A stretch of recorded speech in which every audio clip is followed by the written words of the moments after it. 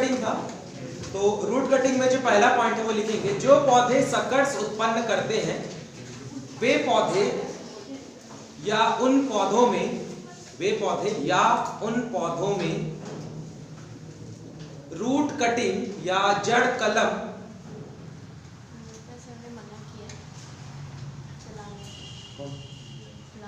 क्या तो पूरा लाइट बंद करने बोले,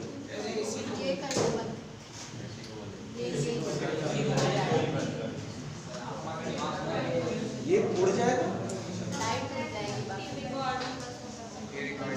इसको चलाने से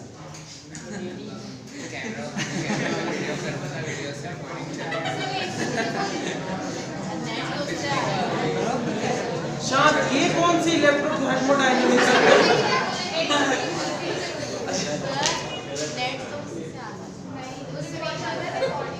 हाँ जा भाई, इस हिसाब से तो अभी तक मेरा घर उड़ जाता, 6-7 बार उड़ जाता।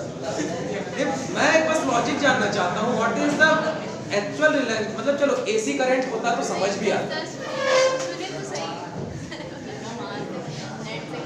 तो वो नेट चल ही नहीं रहा, कनेक्ट कहाँ से होगा?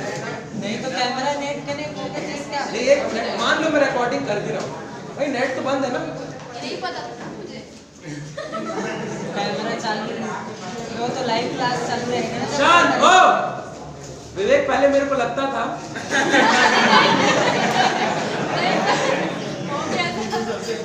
कि ओपी के बाद तू दूसरा सबसे बेवकूफ आदमी,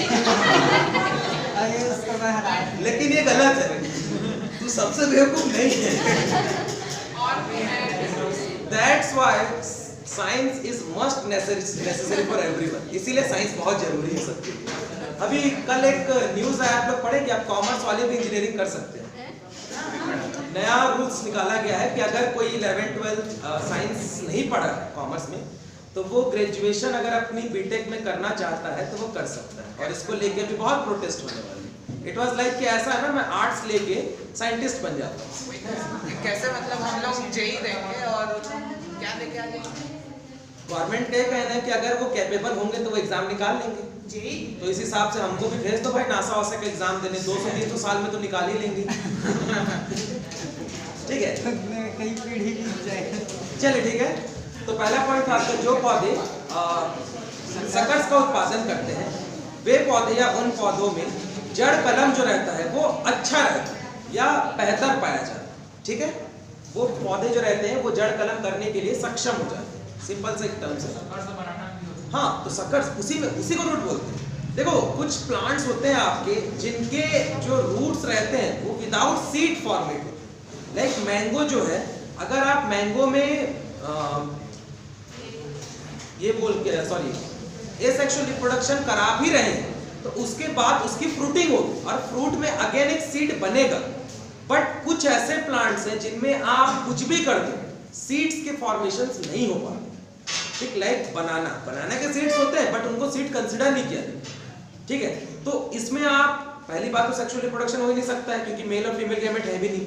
सपोज आपने सेक्सुअल रिप्रोडक्शन किया, उससे जो प्रोडक्शन हो रहा है उसमें भी सीड ही नहीं बनी, तो ये ऐसे कुछ प्लांट्स होते हैं। ठीक, लाइक गुआवा में बन सकता है बट गुआवा की सीड को जनरली यूज नहीं करते, उसको मैक्सिमम टाइम पे हम एसेक्सुअल रिप्रोडक्शन में ही ग्रो करते हैं। ऐसे आपका और भी बहुत सारे क्रॉप है, लाइक आपका जो पपाया है उसमें सिर्फ और सिर्फ सेक्सुअल रिप्रोडक्शन को प्रेफर किया जाता है, एसेक्सुअल इसमें पॉसिबल ही नहीं, ना उसके पास अच्छे से स्टेम है ना उसके पास अच्छे से रूट है। ठीक है, इन सारी चीजों का यूज आप नहीं कर सकते, बट उसके बाद भी उनकी कुछ चीजों का टिश्यू कल्चर का यूज कर सकते हो, आप उसमें प्लांट टिश्यू कल्चर का यूज कर सकते हो। बट उतना अमीर कोई नहीं है ना कि किसान जाएगा और उसमें एक टिश्यू को निकाल के उसको प्रोपगेट करेगा। तो बेटर है कि आप पपीता खाए, बीज निकला, उसको एक जगह पे रखो, थोड़ा सा ट्राई कर दो और उसको छिड़क दो, अच्छा प्रोडक्शन आता है, लिटरली बहुत प्रोडक्शन आती है। नॉर्मल आप ट्राई भी कर सकते हैं क्लास में। तो ये सारी चीजें होती हैं। ठीक है, तो रूट कटिंग में आपका क्या रहता है, जनरली उन क्रॉप्स को ज्यादा प्रेफर किया जाता है जिनमें सकर्स पाए जाते हैं। ठीक है, लाइक एक और एग्जांपल पे आप लेना चाहो तो आप शुगर केन को भी ले सकते हैं। शुगर केन के भी कोई वो नहीं है, क्या बोल सकते हैं, अपना शूट्स नहीं है, मतलब सॉरी सीड्स नहीं है, तो उसके भी मैंने आपको बताया था कि जो प्लांट रहता है उसमें जो एपिकल रूट्स रहते हैं जो ऊपर निकलते हैं, आप देखेंगे जहाँ पे नोड्स रहते हैं उन नोड्स वाले पोर्शंस में उसके रूट निकलते हैं, तो जनरली उनको क्या बोला जाता है, आइस। ठीक है, उनको क्या बोल देते हैं, आइस। तो वो आइस भी एक टाइप के सकर्स का ही काम है। ठीक है, तो अगर आपको क्रॉप कभी अगर फायदे में पूछ दिया फ्रूट को हटा के किसी क्रॉप्स में, तो आप शुगर केन के एग्जांपल्स को देख सकते हैं। ठीक है, चलिए इसके बाद आगे लिखेंगे सेकंड पॉइंट, नाम लिखेंगे ना किनमें किनमें किया जाता है। सेब कॉमा नाशपाती, हाँ एग्जांपल्स, सेब कॉमा नाशपाती कॉमा अमरूद, अमरूद कॉमा बेल, बेल बेल जिसका शरबत पीते हैं। ठीक है, बेल एवं एवं फॉरेस्ट को क्या बोलते हैं यार, वन वृक्षों, हाँ जंगल वृक्षों लिख दो, वन वृक्षों में एवं वन वृक्षों में जड़ कलम सुचारू रूप से होता है। They are suitable for root cuttings. Third point लिखेंगे, जड़ कलम के लिए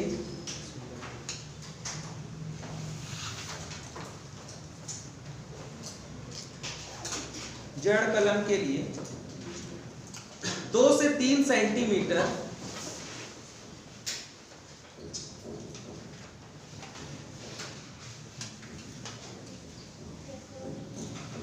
जड़ कलम के लिए 2 से 3 सेंटीमीटर मोटा एवं 2 से 3 सेंटीमीटर मोटा एवं 10 से 15 सेंटीमीटर लंबा जड़, 10 से 15 सेंटीमीटर लंबा जड़ उपयोग में 10 से 15 सेंटीमीटर लंबा जड़ उपयोग में लाया जाता है। ठीक है, थर्ड पॉइंट लिखेंगे, शीतोष्ण फलों में, शीतोष्ण फलों में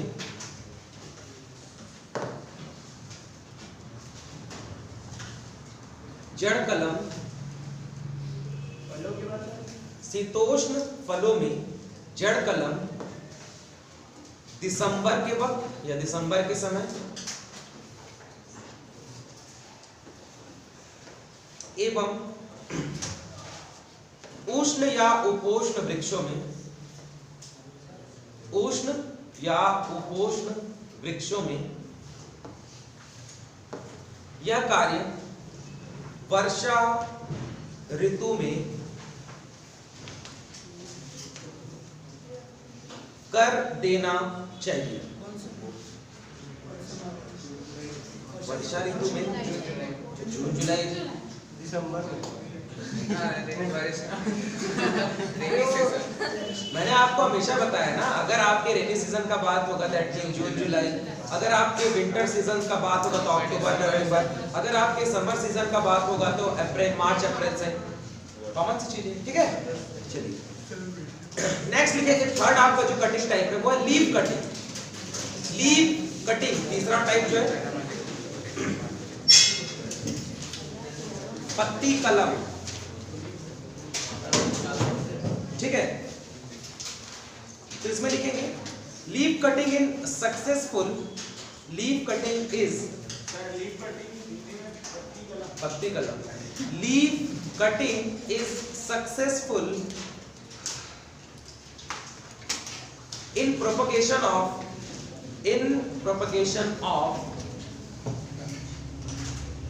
ornamental plants.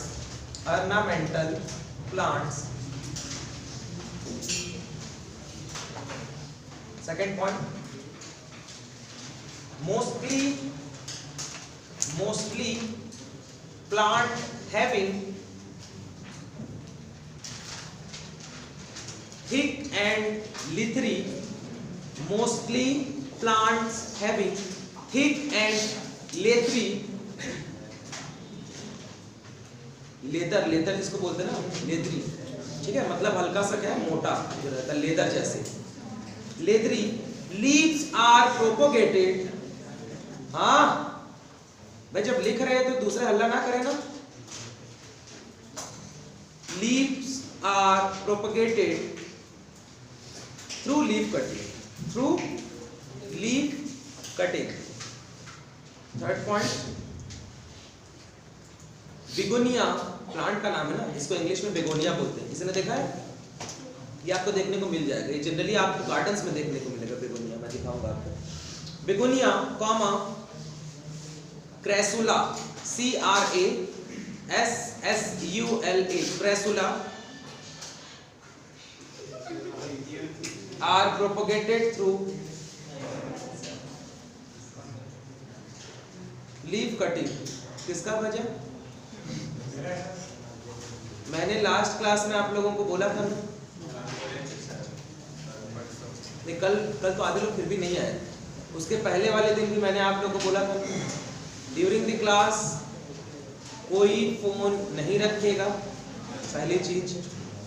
लेके आ रहे हो चलो ठीक है, साइलेंट में या बंद रखोगे, ठीक है। देखो होता क्या है पता है, मैंने आपको पहले भी दिन बोला था, आपने बोला था सर डिस्टर्ब नहीं होता। होता क्या है, आपको कैसे पता घर का फोन आ रहा है? दैट मीन आपने फोन देखा है ना, मतलब आप फोन साइलेंट पे नहीं रखे, या तो वाइब्रेशन में रखे या किसी में। क्या है, आप मेरे से झूठ नहीं बोल सकते, आप जिस जगह पे हो ना उस जगह से हम लोग आ गए। तो नहीं सर हम तो बस फोन कैरी करते हैं, कुछ नहीं करते। भाई जब कुछ नहीं करते तो आपको पता कैसे कि फोन आ रहा है? इतने तो अल्ट्रा एडवांस नहीं हुआ एलन मस्क के जैसे कि एकदम सोच लो। हाँ कुछ लोग वॉच से देखते हैं, नहीं तरीके बहुत है, कुछ लोग ईयरबड से देखते हैं, कुछ लोग वॉच से देखते हैं, कुछ लोग वाइब्रेशन से देखते हैं।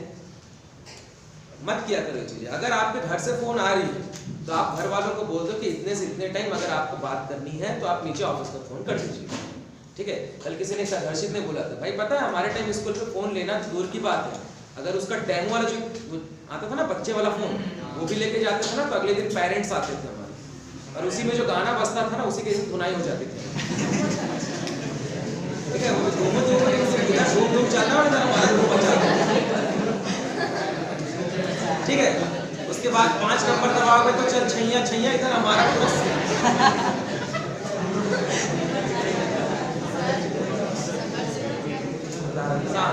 मैडम के सैया हमारा भैया बजा के चले जाते हम लोग देखते रह जाते, ठीक है। देखो फोन बेकार चीज नहीं है, ठीक है, बट हर चीज का एक यूज होता है और हर चीज का एक टाइम है, ठीक है। टाइमिंग सबसे, लिमिट तो आप खुद बनाओ, पर्टिकुलर टाइम होता है, ठीक है। जो चीजें हमें पता है चीज कि जब हम लोग 4-5 साल पहले जब थे हम लोग ये चीजें नहीं मिलती थी, बट आज के टाइम में ये जरूरी है।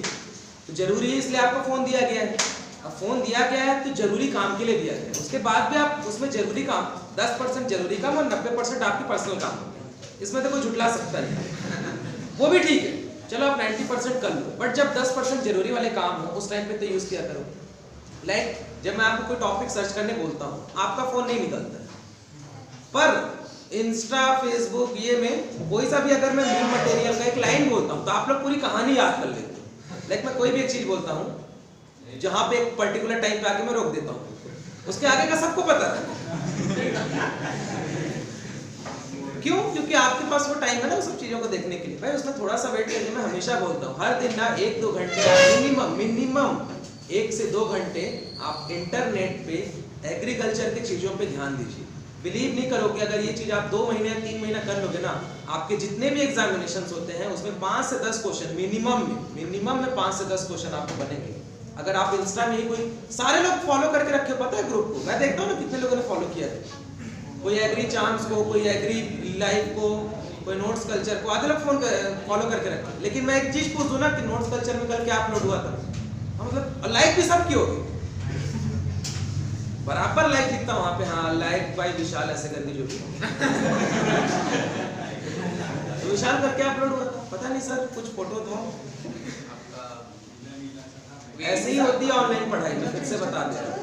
तो सकर्स जो होता है ना वो पौधे का वो भाग रहता है, लाइक सकर्स के लिए आपके जो प्लांट रहते हैं स्पेशली रहता है बनाना। तो अगर आपने बनाना को देखा तो बनाना के स्टेम में वुड्स नहीं रहते, वुडन पोर्शंस नहीं रहते, ठीक है। लेकिन यही चीज आपके पपाया में भी नहीं रहती है, बट पपाया के सकर्स नहीं बनते।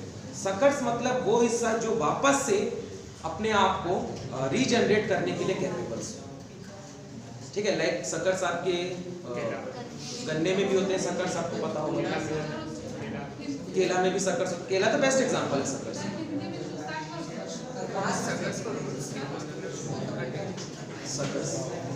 ठीक है, जैसे कुछ पौधों में आपका जो प्रोपगेशन होता है वो थ्रू द लीव्स होता है, कुछ में थ्रू द स्टेम्स होते हैं, जिनमें रूट्स के थ्रू होता है ना उनको रूट सक्कर्स कहा जाता है। मतलब क्या? हाँ, बांस में भी सक्कर्स होता है। ठीक है, चलिए तो 3 पॉइंट लिखा था आप लोगों ने, 4th पॉइंट लिखेंगे।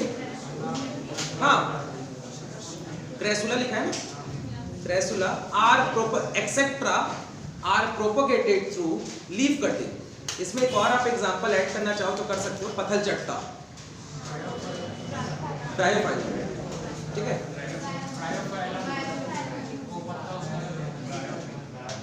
उसको ऐड कर सकते हो, बायोलॉजी में तो पढ़ा ही होगा आप लोगों ने। ठीक है, लास्ट पॉइंट लिखेंगे, the leaf is separated from mother plant, the leaf is separated from mother plant and planted in suitable media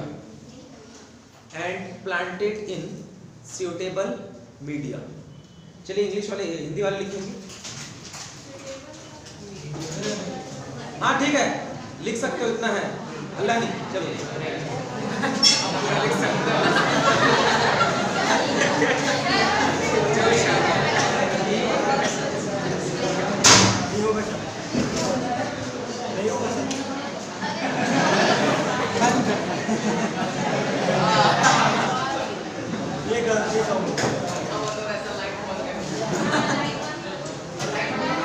बस यही काम तो बचा है मेरी जिंदगी में, ये सही करने के लिए तो मेरे पास पैसे मिलते हैं।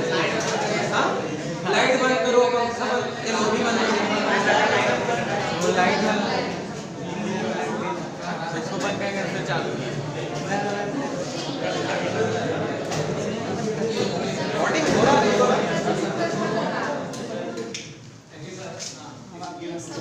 अब कोई हल्ला नहीं करना, ठीक?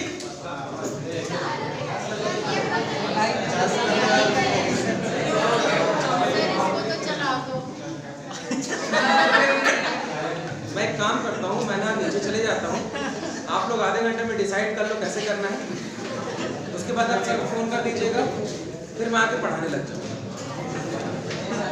ठीक है, ऐसे करें? जाऊँ फिर मैं? फिर शांति से पढ़ो ना। चलिए आगे लिखेंगे, हिंदी वाले पहला पॉइंट, अल्लाह नहीं करो। पहला पॉइंट लिखेंगे, पत्ती कलम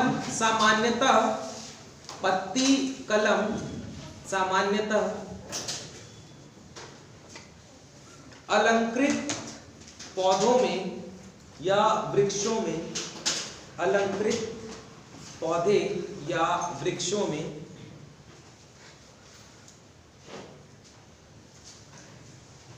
किया जाता है।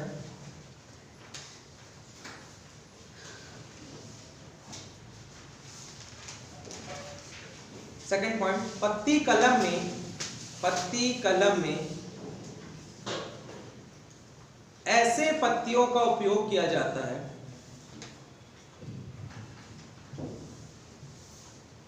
ऐसे पत्तियों का उपयोग किया जाता है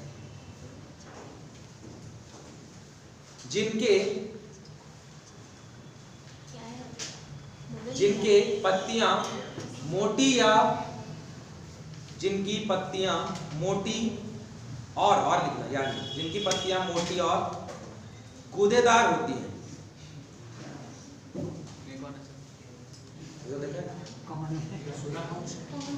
ठीक है, थर्ड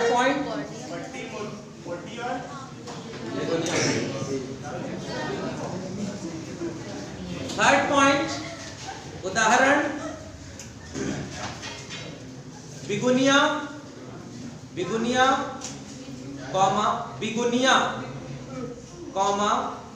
जब मैं इंग्लिश वालों को एग्जांपल लिखाता हूँ ना, तो उसके कॉपी के ना ऊपर या अगल बगल लिख लिया करो।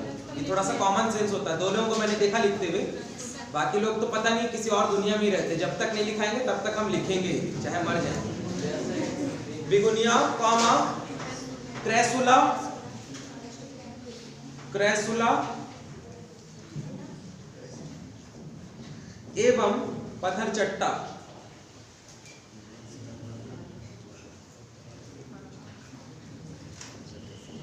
फोर्थ पॉइंट लिखेंगे, पत्ती कलम में, पत्ती कलम में पत्तियों को मातृ पौधे से काटकर, पत्तियों को मातृ पौधे से काटकर उपयुक्त माध्यम में,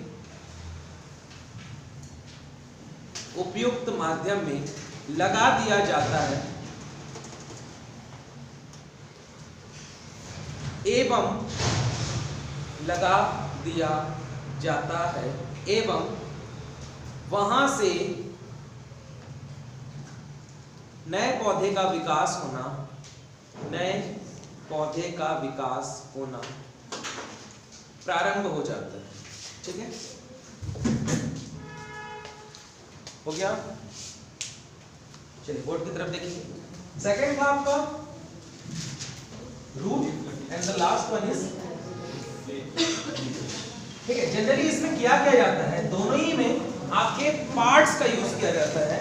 और पार्ट्स आपके ऐसे रहते हैं कि जो रूट वाला रहता है, इसमें आप देखेंगे जैसे जो बनाना का ट्री होता है, इसको ऐसे से कट करने के बाद यहाँ से पोर्शन निकलता है जिसको सकर्स कहा जाता है। मैंने पहले ही जिसे प्रोपगेशन स्टार्ट किया तो मैंने आपको बताया भी था कि बनाना में दो सकर्स होते हैं, एक होता है आपका वाटर सकर्स और एक होता है आपका सॉल्ट सकर्स। ठीक है, दो सकर्स होते हैं, इनके बारे में पहले डिस्कशन हो गया। तो ये जो सकर्स रहते हैं, इन सकर्स को काट के या ऑटोमेटिकली, दोनों तरीके से, अगर आप कहीं पे नए पौधे लगाना चाहते हैं, लाइक मैं अपने घर में नया केले का पौधा लगाना चाहता हूं, तो मैं किसी पुराने केले के पौधे से ये सकर्स को लाऊंगा और इनको कट करके भूमि पे लगा दूंगा, वहां से नए पौधे का विकास होगा। और एक बार जब नए पौधे का विकास हो जाता है, उसके बाद केले में एक खासियत पाई जाती है कि 5 से 10 या 15 सालों तक ऑटोमेटिकली हर साल वो खुद से सकर्स प्रोड्यूस करने के लिए कैपेबल रहता है, आपको बार बार लगाने की जरूरत नहीं पड़ेगी। ठीक है, तो ये होता है आपका रूट सकर्स। रूट सकर्स में जो थिकनेस रखी जाती है वो 2 से 3 सेंटीमीटर, मतलब अराउंड इतना। ठीक है, ये तो फिर भी ज्यादा हो गया, लगभग मिनिमम में 2 से 3 सेंटीमीटर थिकनेस होनी चाहिए, मोटाई होनी चाहिए। और जो लेंथ होता है आपका वो 10 से 15 सेंटीमीटर होना चाहिए। इन सकर्स का यूज या इन रूट्स का यूज जो रहता है आपके रूट कटिंग में किया जाता है। ठीक है, now come to the leaf. तो लीफ में आपने देखा होगा पत्थरचट्टे के पौधे में ऐसा उसका लंबा सा पत्ता रहता है और यहाँ से एजेस से छोटे छोटे ऐसे पत्ते निकलते हैं, अगर आपने देखा हो। ठीक है, तो यहाँ पे हम क्या करते हैं, इनको मैं यहाँ से कट किया मदर प्लांट से। मदर प्लांट से कट करने के बाद क्या करूंगा, इनको मैं निकालूंगा और जो भी आपके पास मीडियम होगी, चाहे आपका पॉट हो चाहे आपका फील्ड हो, वहां पे मैं पुट करके इनको ढक दूंगा। ढकने के बाद ये जो लीव्स रहते हैं, they are capable to produce a new plant, ये वापस से एक नए पौधे का विकास करते हैं। अगेन यहाँ पे आपका जो रूट कटिंग रहता है, रूट कटिंग में मैंने आपको बताया 2 टाइप्स रहते हैं, पहला टेम्परेट रीजन के लिए और दूसरा ट्रॉपिकल और सब ट्रॉपिकल। टेम्परेट रीजन के लिए जो ठंडे प्रदेश के फल हैं, तो उनको याद रखने का सबसे बेहतरीन तरीका है ठंडे पौधे, ठंडा सीजन। दिसंबर आपके ठंडे सीजन का है, तो जितने भी टेम्परेट है, चाहे वो आपका एप्पल हो, चाहे वो आपका पियर हो, चाहे वो आपका स्ट्रॉबेरी है, जितने भी होंगे आपके, ठीक है। जनरली 2 ही एग्जांपल है आपके जो यहाँ से मैच करते हैं। टेम्परेट फ्रूट में जो आपके एप्पल और पियर से, ये आपके क्या है, टेम्परेट क्लाइमेट के हैं। तो इन पौधों में जो टाइमिंग होगी आपकी रूट कटिंग की, वो कितने टाइम पे करेंगे आप, जनरली दिसंबर के सीजन से। इसको छोड़ के जो आपके बच गया, बेर हो गया और जो आपके गुआवा हो गया, दे आर सब ट्रॉपिकल रीजन्स क्रॉप्स और ट्रॉपिकल रीजन्स क्रॉप। तो इनमें टाइमिंग क्या हो जाएगी आपकी, रेनी सीजन, मतलब जून जुलाई के आसपास। ठीक है, लीफ कटिंग का कोई प्रॉपर टाइम होता नहीं है। लीफ कटिंग आप जब चाहे कर सकते हैं, क्योंकि मेनली ये ऑर्नामेंट्स में किया जाता है। कहां पर किया जाता है, ऑर्नामेंट्स में किया जाता है। तो ऑर्नामेंट आपको पता होगा साल भर लगाया जाता है, आप कभी भी ऑर्नामेंट्स को लगा लीजिए।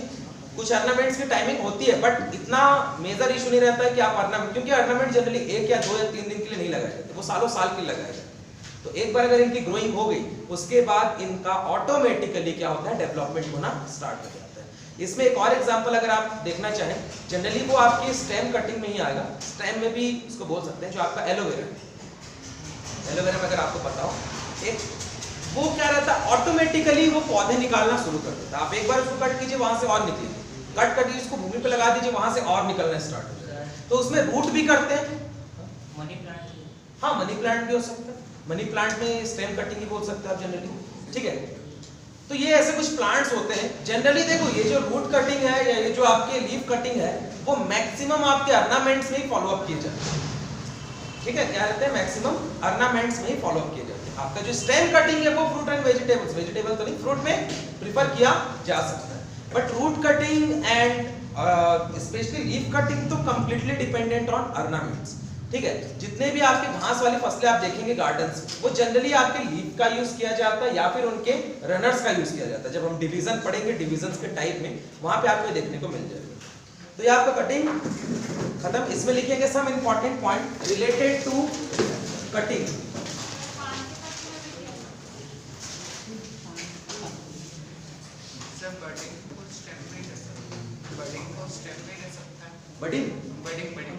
बडिंग में बडी निकाला जाएगा, तो उसको स्टेम में वो कर सकते हैं कि पोटैटो बट मतलब स्टेम कंसीडर किया जाए तो उसको स्टेम में देखो ये जो आपका स्टेम रहता है ना, यहाँ से एक ऐसे निकलती है, तो ये जो पोर्शन है ना इसको बड बोला जाता है। तो मैं क्या करूँगा, मान लो कि मेरे पास 2 पौधे हैं, ठीक है, ऐसे कर, मुझे ये पौधा अच्छा लगा तो मैं ना इसको यहाँ से ऐसे कट करूँगा, जो भी शेप, चाहे आप टी शेप में करो, चाहे आप डब्ल्यू शेप में करो, जिस शेप में करना चाहो, टी शेप में करो, टी बडिंग होते हैं।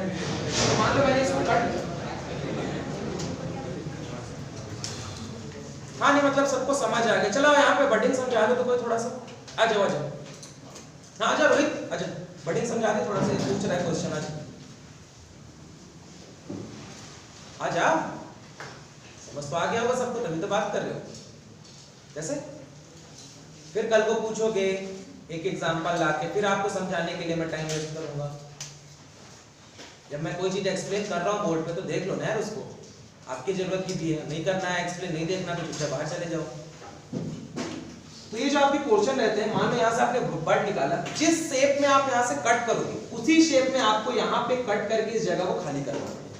फिर आप यहाँ से इस पोर्शन को निकाले और यहाँ लाके सपोज मैंने मान लो पुट कर दिया, इसके बाद इसको चारों तरफ से रैप करते हैं और उसके बाद इसको छोड़ देते हैं। तो देखते हैं कि 10 से 15 दिन या 20 दिन में ये ऑटोमेटिकली यहाँ से जॉइंट होना शुरू हो जाता है, ठीक है। फिर जैसे हमने को लगने लगा ना कि जॉइंट हो चुका है, लगभग 25 दिन में इस प्लास्टिक को निकाल दिया और वो वहां से ऐसे ना एक उभरा वो हिस्सा दिखता है कि यहाँ से जॉइंट हुआ।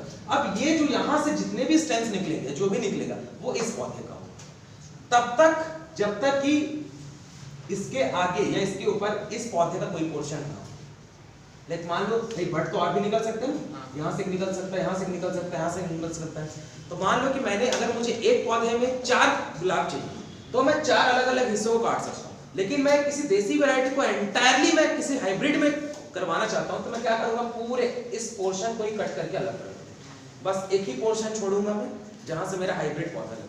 एंड इसीलिए मैंने फर्स्ट डे भी बताया था, कभी कभार होता है कि 2 या 3 सालों के बाद आपको उसी पौधे में देसी फ्लावर के दिखाई देने लगते हैं, वो भी जस्ट बिकॉज ऑफ दिस, क्योंकि ये पोर्शन भी बड़ा होते जाएगा। और कभी कभार क्या होगा, अब यहाँ से आपने कुछ नहीं किया, हो सकता है कि जैसे ऊपर बढ़ गया, यहाँ से एक और बड निकल जाए, तो फिर वो क्योंकि आपका पौधा तो पुराना है तो फिर उसके बडिंग्स होने लग जाते हैं। तो ये ग्राफ्टिंग टाइप नहीं, सबके अलग अलग है। देखो कटिंग में मैंने क्या बोला, पौधे का हिस्सा काटो लगा दो, ठीक है। अब जब हम ग्राफ्टिंग पढ़ेंगे या लेयरिंग पढ़ेंगे, लेयरिंग में क्या किया जाता है जनरली, एक ही पौधे, देखो ग्राफ्टिंग में मैं जोड़ता हूँ, 2 पौधे को जोड़ता हूँ और उसमें जो पौधा निकला उसको कट करके मैं अलग कर देता हूँ। लेयरिंग में कोई एक ही पौधा, हाँ दबा के भी कर सकते हो, ग्राउंड लेयरिंग जिसको बोलते हैं, उसी के पौधे के तने को ऐसे भूमि पे जमा दिया, फिर वहां से नया पौधा निकला, फिर उसको कट करके अलग कर दिया। बडिंग में क्या करते हैं, बड्स का यूज करते हैं, ठीक है। वैसे आपके डिवीजन में क्या करते हैं, कोई एक पोर्शन होगा जिसको कट करके मैं लगा, चाहे वो आपके सक्कर्स हो, चाहे वो आपके ट्यूबर्स हो, चाहे वो आपके बल्ब हो, कुछ भी हो। तो इसमें लिखेंगे some important point related to cutting. कलम से संबंधित कुछ महत्वपूर्ण बिंदुएं। तो इसमें पहला लिखेंगे for cutting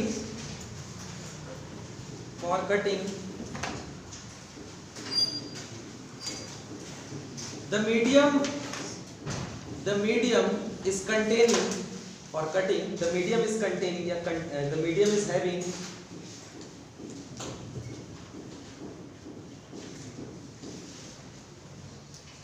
one ratio one, bracket में लिखना, सैंड रेशियो ऑर्गेनिक मैटर्स।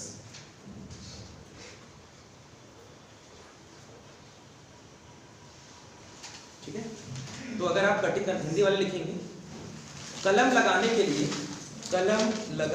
लिए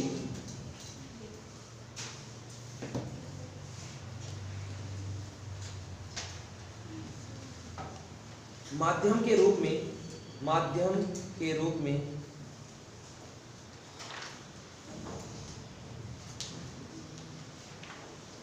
रेत एवं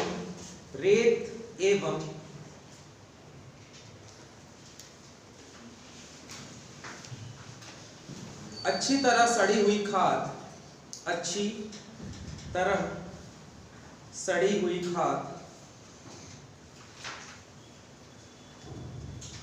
के मिश्रण को 1:1 में मिलाकर उपयोग करते हैं। ठीक है, सो जनरली जो आपका कटिंग होगा, कल किसी ने नहीं, शायद परसों विशाल ने पूछा था, मीडियम पूछ रहा था ना, लेयरिंग का पूछा। तो वैसे ही ना इसके कटिंग के मीडियम में क्या कहता है, 1:1 का रेशियो रखा जाता है। एक भाग आपका रेत का होगा, दूसरा भाग आपका क्या होगा, खाद का होगा। जनरली कटिंग के लिए इस मीडियम को रखने का सबसे बड़ा रीजन ये होता है कि जब भी आप इसको भूमि पे दबाएंगे, अगर आपकी भूमि में क्ले पोर्शन ज्यादा हो तो just because of hard clay आपका जो कटिंग है वो जर्मिनेट नहीं हो पाएगा। लाइक मैंने एक दिन बताया भी था ना, कटिंग में किसने पूछा था 15 सेंटीमीटर नीचे घुसेड़ दिए थे। हाँ, तो भाई 15 सेंटीमीटर उस जड़ को ऊपर भी आना है, और अगर आपकी सॉइल हार्ड होगी तो उसके रूट्स कहाँ से डेवलप हो पाएंगे अच्छे से। तो या तो आप सॉइल को एकदम रफ रखो, रफ मतलब आपका भुरभुरा रखो, फ्राइबल रखो, जिससे कि वो आसानी से ग्रो किया जा सके। इसलिए मैंने उस दिन एक रीजन भी बताया था कि अगर कभी भी आप गुलाब को लगाओगे तो उसको लगाने से पहले, पता नहीं किसको बताया था, उस भूमि को, हाँ, जहाँ पे आप लगाना चाहते हो 1 दिन पहले या 1.5 दिन पहले आप वहाँ पे खोद दीजिए। उसको खोदने के बाद भुरभुरा करके उसमें पानी डाल के छोड़ दीजिए। ऐसा भी नहीं ना कि भुरभुरा करके तुरंत लगा, उसमें भी एक प्रॉब्लम क्या है, अगर आपने तुरंत भुरभुरा करके लगाया तो देखना वो तुरंत बैठ जाता है, पूरी मिट्टी जो वो अंदर चले जाती है। तो वो भी नहीं करना है। आप 1 दिन पहले प्रिपेयर कर दो कि भाई मुझे कल कटिंग लगाना है, तो मैं आज क्या करूंगा, एक पूरे सॉइल को अच्छे से खोद दूंगा, मिट्टी को फ्राइबल बना दूंगा, उसमें पानी डाल के उसको मैं रात भर के लिए छोड़ दूंगा। तो वो जो मिट्टी देखो हल्का सा नीचे आ जाएगी, और अब क्या है, आपकी पूरी की पूरी पोर्शन सेट है। अब आप कटिंग को लाओ, वहां पे लगाओ और साइड साइड में मिट्टियों को बिछा दो। अब आपकी कटिंग को कोई इशू नहीं। खेत में तुरंत करते हैं, खेत में कौन सा कटिंग लगाते हैं, ट्रैक्टर से।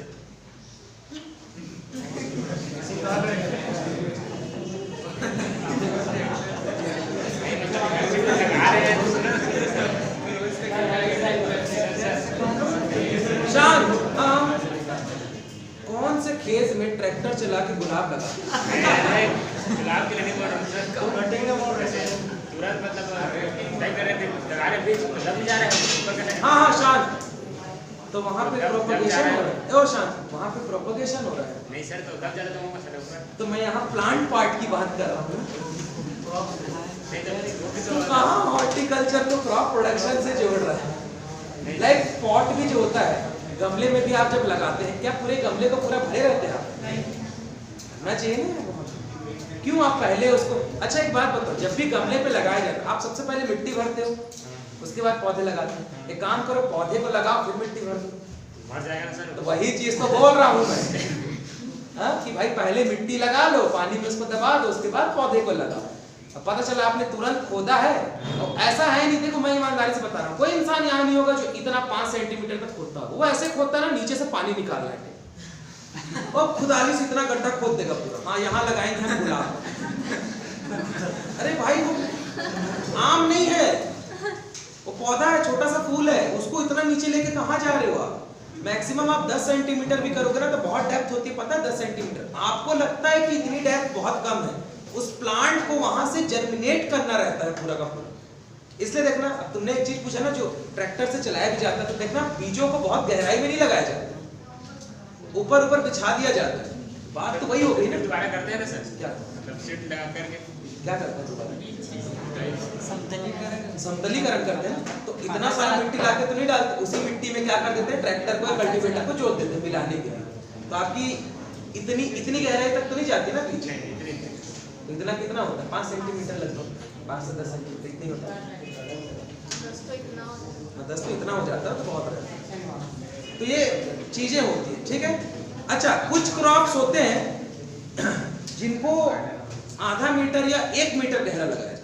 लाइक आपके जो जैक फ्रूट्स हैं या जो मैंगो है, उसमें जो गड्ढा बनाया जाता है वो 1 × 1 × 1 मीटर का बनाया जाता है। अगर किसी ने 11-12 की पढ़ाई अच्छे से की है तो उसकी बुक में दिया है। जो गड्ढा बनाया जाता है आम के लिए, उसमें आम के लिए 1 × 1 × 1 मतलब 1 मीटर लंबा, 1 मीटर चौड़ा और 1 मीटर गहरा। अमरूद के लिए 1 मीटर बनाया जाता है, लेकिन उतने में लगाया नहीं। जैक फ्रूट के लिए किया जाता है, मैंगो के लिए किया जाता है, लीची के लिए कर सकते हो आप, सपोटा के लिए कर सकते हो आप। जो बड़े पौधे रहते हैं, बड़े पेड़ रहते हैं उनके लिए, जो मीडियम साइज के रहते हैं उनको लगभग आधा मीटर तक में रख दिया जाता है, क्योंकि उनके जो रूट्स है। अब मान लो कि अगर आप मैंगो के प्लांट को 10 सेंटीमीटर में लगा रहे हो, तो भाई साहब उसकी जड़ें ही इतनी गहरी जाती हैं। तभी मैंगो के प्लांट को हार्वेस्ट करके देखना, जो ट्रीज रहते हैं पूरा मिलता ही नहीं, उनके रूट्स मिलेंगे। अब आप 10 सेंटीमीटर में उनको कहां से करोगे? वो आसानी से ग्रो कर सकते हैं। तो यहाँ पे आप इनमें अगर आप कटिंग यूज कर रहे हो मैंगो में, तो आप रूट को थोड़ा सा डीप लगा भी सकते हो। लेकिन रोज में हो गया, बोगनवेलिया में हो गया, क्राइसेंथेमम में हो गया, जिनके पौधे ले दे के बेचारे इतने हाइट तक जाते हैं, वो बेचारे कहाँ से 15 सेंटीमीटर 20 सेंटीमीटर डेप्थ को अज्यूम कर पाए। नारियल में भी 1 मीटर से गहरा 1 मीटर रखा जाता है, 1 मीटर, ठीक है। नारियल हो गया। जो आपके पाम ट्रीज रहते हैं ना, उनमें रूट्स को कट करना सबसे डिफिकल्ट टास्क है। काम मतलब जो नारियल जैसे जितने भी पौधे दिखते हैं ना, उनको सबको पाम ट्रीज कहा जाता है। चलिए आगे लिखेंगे बडिंग, सॉरी पॉइंट लिख रहे थे आप, भुला जाते हैं। हिंदी वाले लिख लिए 1:1 में मिलाते हैं। दूसरा पॉइंट लिखेंगे, रेत को माध्यम के रूप में अधिक उपयोग किया जाता है। देखो सेकंड पॉइंट ये समझा रहा था मैं, क्ले का यूज नहीं किया जाता। रेत को माध्यम के रूप में अधिक उपयोग किया जाता है क्योंकि इसमें पौधों के लिए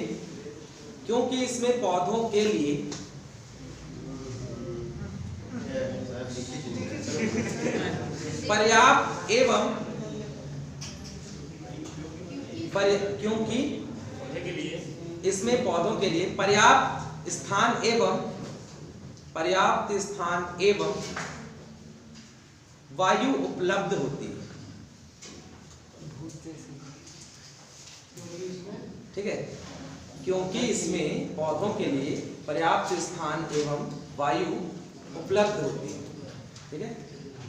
high use of sand portion just to provide sufficient place and air to the plant.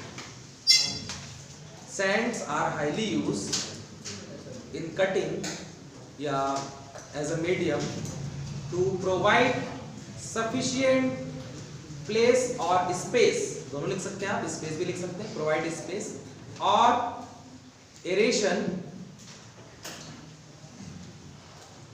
to the plant, ठीक है। ठीक है, एरेशन लिख सकते हैं आप, एयर एक्सचेंज लिख सकते हैं, एयर मीडियम लिख सकते हैं, जैसे कि आपको। थर्ड पॉइंट लिखेंगे, सदाबहार पौधों में एवरग्रीन प्लांट्स,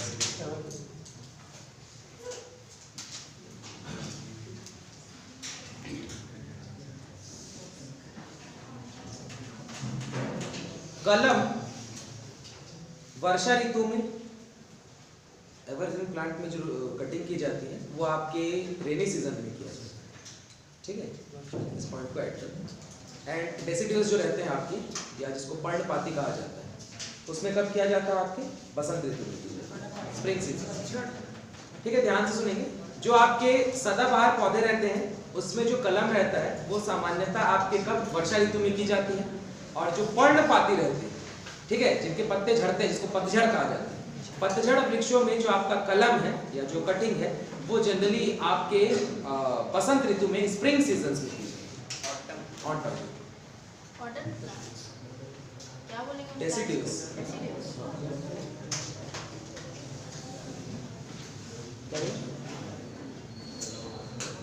हरी खुशी हो गया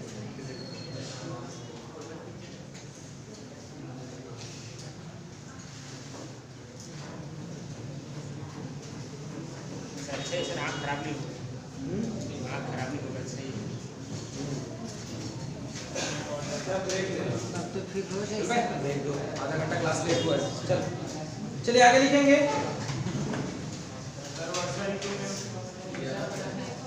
वर्षा ऋतु में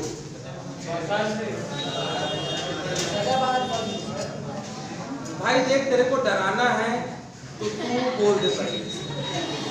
ये हर 2 मिनट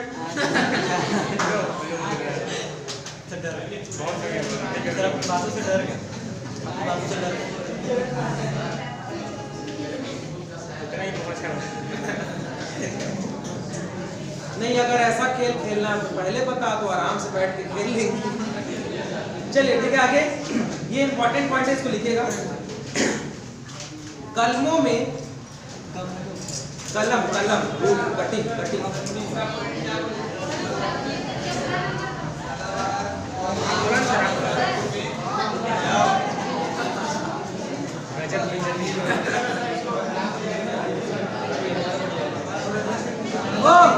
शांत हो जाओ ना, 2 मिनट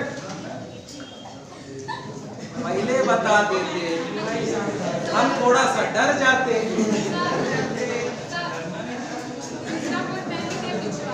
तीसरा पॉइंट मैंने तीसरा बताया कहाँ? सदाबहार वाली, सदाबहार देखो, अगर हल्ला करोगे तो 2 चीज हो। पहली चीज, क्लास चलेगी नहीं तो मैं क्लास छोड़ के चले जाऊंगा, पहले पॉइंट का ऑप्शन, ठीक है। और दूसरा, अगर आप हल्ला करोगे तो दूसरे को सुनाई नहीं देगा, तो इसमें आपको बाहर भेज दिया जाएगा। कौन सा ऑप्शन आप चाहते हैं? सेकंड। तो जो हल्ला करेगा ना, जिनको बात करनी है, मैं सिंपली बता रहा हूँ, जिनको बात करना है वो प्लीज चले जाओ। जिनको लग रहा है लाइट चली गई है, गर्मी लग रही है, अंधेरा है, दिखाई नहीं दे रहा है, जो भी रीजन होंगे आपको जिसके वजह से आप नहीं पढ़ना चाहते, पूरा कंक्लूजन एक बार, आप प्लीज उठिए और क्लास के बाहर चले जाइए, ठीक है। जो पढ़ रहे हैं, जो लिख रहे हैं, उनको डिस्टर्ब मत कीजिए। थर्ड पॉइंट जिन्होंने नहीं लिखा है वो ध्यान से सुने कि सदाबहार पौधों में जो आपका कलम है वो वर्षा ऋतु में और पर्णपाती पौधों में, या जिसको पतझड़ कहा जाता है, उन पौधों में या उन वृक्षों में जो कलम है आपका वो बसंत ऋतु में किया जाता है, ठीक है। अब सबने लिख लिया? डेसिडुअस, हाँ, डेसिडुअस प्लांट और ट्री जो भी रहेंगे आपके। इसके बाद लास्ट और इंपॉर्टेंट पॉइंट लिखेंगे, कलमों में, कलम या कलम में लिख दीजिएगा, कलमों में, कलम में शीघ्र एवं अधिक वृद्धि के लिए हार्मोन, डैश करके लिखेंगे हार्मोन्स के नाम, IAA, ठीक है, IAA, कॉमा IBA, इनके पूरे नाम, इनका क्या यूज है, इसको मैं आपको एक क्लास में पढ़ाऊंगा, आधे लोगों को पता होगा, कोई बात नहीं, कोई नहीं पूछेगा, ठीक है। हाँ, ये पढ़ा भी चुके आप। IAA, comma IBA, comma NAA आदि के 0.01%, 0.01% या 50 से 1000 ppm का उपयोग किया जाता है। इंग्लिश वाले फॉर पहले लाइन लिख रही for early and high grow of cutting using of hormones such as IAA, IBA, NAA, IBA, NAA, etc. at a rate of 0.01%, 0.01% और 50 to 1000 ppm। ठीक है? हाँ, अब ध्यान से एक एक पॉइंट को समझिएगा। अगेन ppm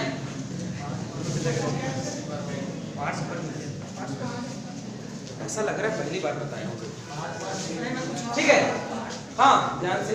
तो मैंने बोला जो आपका कटिंग किया जाता है, कटिंग के लिए जो रेशियो रहता है वो 1:1 रखते हैं। मतलब सैंड एंड जो आपके ऑर्गेनिक मैटर्स होंगे उसको 1:1 के रेशियो में रखते हैं। सपोज आप किसी पॉट में 1 किलोग्राम सॉइल भरना चाहते हैं, 1 किलोग्राम मीडियम भरना चाहते हैं, सॉइल नहीं बोलेंगे, मैं ना बोल रहा हूं, सुन ले उतने में। ठीक है? तो सपोज 1:1 का मैं मीडियम रेडी करना चाहता हूं। मीडियम कुछ भी हो सकता है आपका, अलग अलग में क्या रखते हैं, अलग अलग रखा जाता है। तो मैं आपकी कटिंग में क्या रखता हूं, medium soil and organic matters का।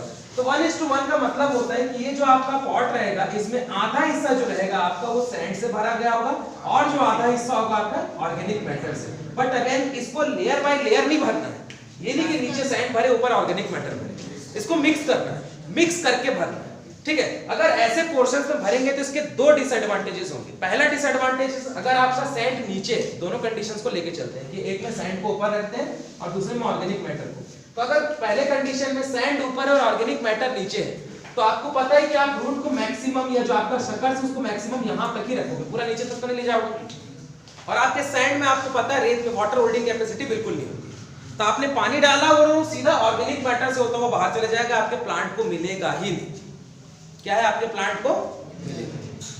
सेकंड कंडीशन में अगर मैं ऑर्गेनिक मैटर को ऊपर रखता हूं और सैंड को नीचे रखता हूं तो अगेन यहां पे क्या होगा, आपके ऑर्गेनिक मैटर्स ही रहेंगे, सैंड ही नहीं रहेगा। तो वाटर एब्जॉर्प्शन वाला जो काम है, क्योंकि होल्डिंग ही नहीं कर पाएगा ना यहाँ पे, यहाँ तो पूरा का पूरा ऑर्गेनिक मैटर है, मतलब सड़ा वाला हिस्सा जो रहता है, तो यहाँ पे डीकंपोजिशन ज्यादा होने लग जाएगा। Just because of high decomposition जो आपके प्लांट के लिए अच्छा नहीं है। अगर बार बार आपका मटेरियल सड़ने वाला है तो आपके रूट्स को भी हार्म पहुंचा सकता है। इसलिए हम क्या करते हैं, पूरे मीडियम को क्या कर देते हैं, मिक्स कर देते हैं, जिससे कि वाटर होल्डिंग कैपेसिटी भी मीडियम हो जाए और जो न्यूट्रिएंट, जो ऑर्गेनिक मटेरियल्स आप देना चाहते हैं, जो खाद में जो भी आपके नाइट्रोजन है, फास्फोरस है या पोटास है, जो भी आप प्रोवाइड करना चाहते हैं वो भी इजीली क्या मिल जाए, प्लांट को आसानी से मिल जाए। ठीक है? तो ये पहला पॉइंट था। दूसरा पॉइंट ये था, और क्या लिखा था, एक तो रेशियो हो गया, रेत का यूज तो सभी को पता होगा। तीसरा एवरग्रीन वाला भी कोई दिक्कत नहीं। लास्ट में जो आपके प्लांट ग्रोथ हार्मोन्स है, ठीक है, ये आप लोगों को पहले पूरा पढ़ाया जा चुका है। प्लांट ग्रोथ हार्मोन्स क्या होते हैं, कौन कौन से होते हैं, इसके बारे में मैंने एक बार और डिस्कशन भी किया था एक दिन पे, बायोलॉजी में आपने पढ़ लिया। देखिए, प्लांट ग्रोथ हार्मोन को हमेशा पीपीएम में या परसेंट में दिया जाता है और ये बहुत लेस अमाउंट, बहुत लेस मतलब बहुत। अगर मैं बात कर रहा हूँ 50 to 1000 ppm, ठीक है, तो ppm का मतलब होता है पार्ट पर मिलियन। ठीक है, क्या है, पार्ट पर मिलियन। अच्छा, 1 मिलियन में कितना होता है, 10 लाख। ठीक है, तो अगर मैं बात कर रहा हूं 50 ppm तो इस 10 लाख में से 50वां हिस्सा, लाइक 1 ppm मतलब क्या होगा, इस 10 लाख का एक हिस्सा, उसको 1 ppm बोलते हैं। पता है, ppm को लिखा जाता है 1 ppm is equal to 10 to the power -6। मतलब इस 10 लाख हिस्से में जो एक हिस्सा होगा वो 1 ppm का होगा। आप 10 लाख किसी चीज को रख लीजिए, उसमें से किसी एक हिस्से को निकाल दीजिए, वो 1 ppm। तो 50 ppm का मतलब क्या है, 50 हिस्से को निकाल दीजिए। तो 1000 ppm का मतलब क्या है, 1000 हिस्से को निकाल। अब मान लेते हैं ये केमिकल है, 10,000 लीटर केमिकल, 10 लाख लीटर, तो उसमें से जो एक होगा, 1 लीटर, वो 1 ppm। समझ आया ppm को कैसे आइडेंटिफाई करते हैं? ये किसी बुक में नहीं मिलेगा, पहले बता दूं। चलिए, तो नेक्स्ट है आपका budding, कलिकायन।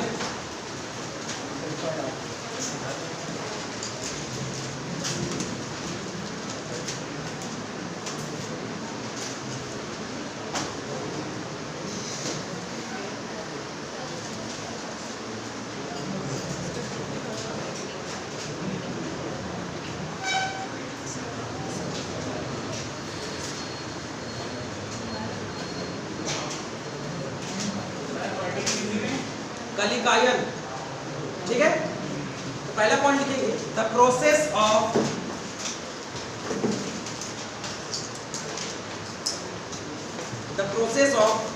Connecting शियान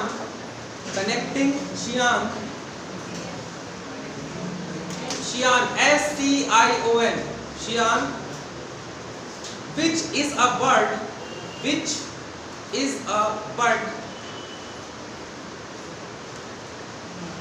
and root stock in a manner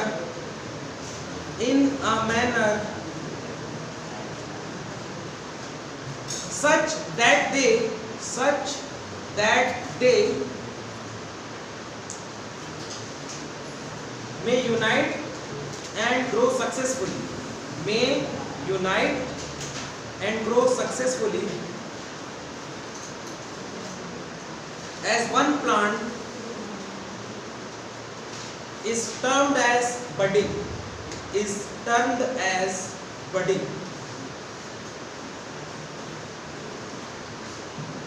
Second point, budding has two components. Budding has two components. First, bud, and second, bud uniting part. Hindi वाले लिखेंगे, इस विधि में मातृवृक्ष जिसको मदर प्लांट बोलते हैं, मातृवृक्ष से कलिका लेकर उसे मूल वृंत रूट स्टॉक, मूल वृंत व ब्राह्मण नीचे र वाली मात्रा आधा न त वृंत, मूल वृंत वाले पौधे में लगाना या स्थापित करना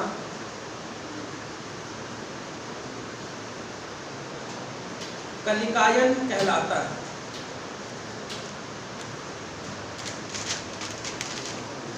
सेकेंड पॉइंट, कलिकायन के दो मुख्य घटक होते हैं। कलिकायन के दो मुख्य घटक होते हैं।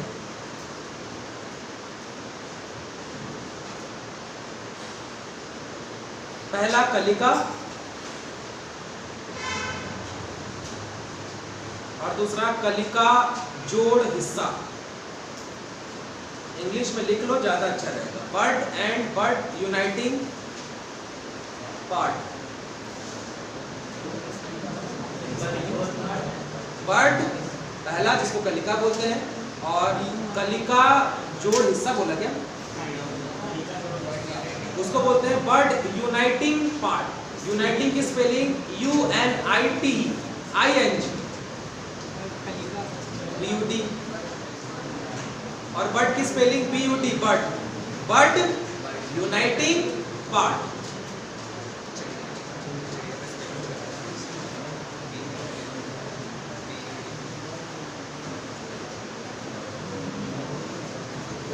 उसके बाद थर्ड पॉइंट इंग्लिश में लिखेंगे, the point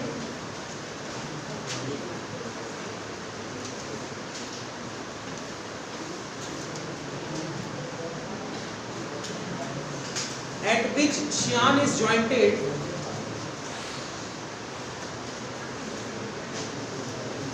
the point at which Xian is jointed at root stock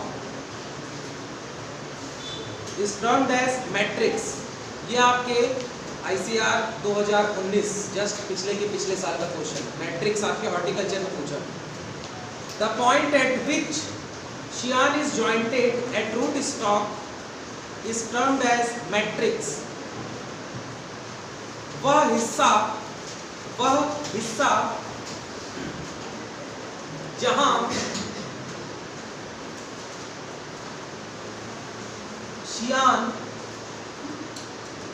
शियान को शियानी बोलते हैं ना, जहां शियान मूल वृंत से जुड़ता है,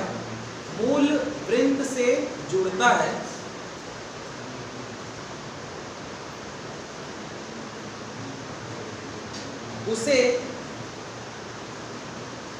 या उस स्थान को मैट्रिक्स कहा जाता है. MATRIX, matrix. हो गया बेइज्जती करवाई दी. अच्छा लगा, मेरे को पता था ना, इसीलिए मैंने सीखा. कोई बात नहीं, होता है ऐसी चीज. इसके बाद लिखेंगे ये सही से इसको डाउट है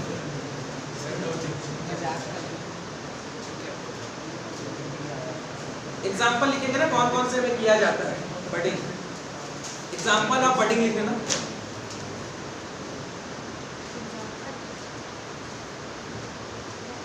रोज comma citrus crops, rose comma citrus crop comma बेल. बोइर वाला बोइर तो बोल रहा हूं भाई, बोइर. और क्या बोलूं, बोइर किसको बोलते हैं. कॉमा यार बहुत सारे हैं, चलो एक और लिख लो, आम. ठीक है, क्योंकि जब आप बडिंग के टाइप्स पढ़ोगे तो उसमें तो आपको क्रॉप वैसे भी मिल जाएगा. ठीक है, इसके बाद नेक्स्ट लिखेंगे बेल और बोइर दोनों. बेलन, बेर में भी होता होगा, पता नहीं, आगे जाने से पता चलेगा. देखो बडिंग और ग्राफ्टिंग दोनों ही सेम चीजें, आपको पता है. बडिंग और ग्राफ्टिंग, देखो ग्राफ्टिंग में भी आपके शियान और रूट स्टॉक्स होंगे, बडिंग में भी आपके शियान और रूट स्टॉक्स होंगे. फर्क इतना होगा कि बडिंग में सिर्फ और सिर्फ बड वाले पोर्शन को लिया जाए, जबकि ग्राफ्टिंग में उसके स्टेम्स को लिया जा सकता है, उसके ब्रांचेस को लिए जा सकते हैं. ठीक है, जैसे मैंने सर लास्ट टाइम दिखाया था ना, आम में एक बार पिछले साल जब विजिट पे गए थे हॉर्टिकल्चर वाले, वहाँ पे मैंने आपको जहाँ अभी नया मिक्स्ड चैम्बर बना है वहाँ पे पूरे लाइन से पौधे रखाए थे. मैंने बोला था देखो यहाँ आम पे ना आपका ग्राफ्टिंग हुआ दिखाया था, पिछले साल दिखाया था, जितने लोगों ने देखा उनको पता हो. ठीक है, तो उसमें क्या किया था, मैंने एक एग्जाम्पल में बताया था कि ये आपका जो आम का पौधा यहाँ से मैंने बीच में कट किया, इसको हटाया, यहाँ पे मैंने नया वाले लगाया और बीच में बांधा. ये अभी भी है. अभी भी है, बहुत अच्छी बात. हाँ, मैदान के पीछे बगल में घर बना. हाँ, वो यही, ये पहले वही था, उसको हटा कर थोड़ा सा साइड कर दिया. तो ये ग्राफ्टिंग से रेडी है. बडिंग की अगर मैं बात करूँ तो मान लेता अगर मैं छोटा सा पौधा लेता आम का, तो यहाँ से जो छोटा सा बड निकलता है ना, जहाँ से नया ब्रांच निकलने वाला था, ये बड वाले पोर्शन को मैं काट के लगाता, उसमें नया लगाता. ये बडिंग होता है. बडिंग जो है वो लेटेस्ट एडवांस टेक्नोलॉजी, क्योंकि ग्राफ्टिंग में हमें पूरे पौधे को काटना पड़ता है, यहाँ पे हम सिर्फ बड वाले पोर्शन को काटते हैं. ये एडवांस टेक्नोलॉजी है, बट अगेन इसके सक्सेस चांसेस बहुत कम है. सबसे मेन रहता है ना, देखो पता है जो भी आप एसेक्सुअल प्रोपगेशन जो सक्सेस नहीं हो पाते उसका रीजन क्या है. लाइक आप लोगों ने नींबू में देखा ना, जो पन्नी बांधा जाता है तो उसको बांधने के भी पैटर्न हो. आपको ऐसे बांधना है कि हवा का एक झोंका तक अंदर ना जा सके. एयर टाइट पैकिंग बोलते हैं, कुछ भी अंदर नहीं जाना चाहिए. अगर कुछ भी अंदर गया तो वहां पे फिर होने लगता है कंटामिनेशन. कंटामिनेशन दैट मीन होने लगता है कि वहां पे भी जो सूक्ष्म जीव है, वो माइक्रो ऑर्गेनिजम्स है, जो आपके हार्मफुल हो भी सकते हैं और नहीं भी. ठीक है, तो उनके लिए क्या किया जाता है, आपका